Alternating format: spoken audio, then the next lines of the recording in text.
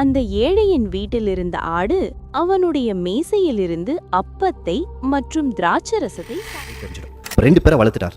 இந்த ஆடு, அதாவது இந்த இந்த அவருடைய மனைவின்ற ஆடு எங்க திறந்து சாப்பிட்டுச்சான்? நல்லா கவனிங்க.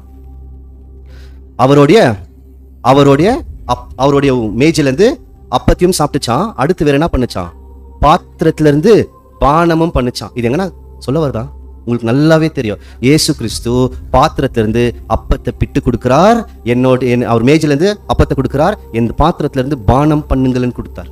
இது அங்க நாத்தானுக்கு எப்படிதான் தெரிய வந்தது? தேவனுடைய உணர்வில்லாமல் வாய்ப்பே இல்லை. புரியுதுங்களா? அப்போ பின்னாடி கிறிஸ்து தன் சபைன்ற மனைவின்ற ஆடுக்கு இதை கொடுக்கிறார்.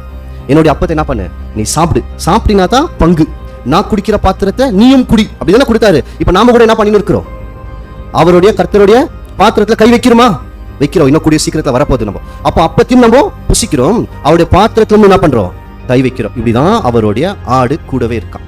அந்த உவமையில பார்க்கும்போது அந்த ஆடு அந்த ஏழை மனுஷனுக்கிட்ட எங்க இருந்தது? எங்க வளர்ந்தது? பிள்ளைகளோட. ஓகே, எங்க வைத்து கொண்டார் அந்த ஆட்டை? அவர் வீட்டுல. சரி, அந்த வீட்டுல எங்க இருந்தது? வசனம் இருக்குங்க, நீங்க கவனிச்சீங்கன்னா கண்டுபிடிச்சிருக்கலாம்.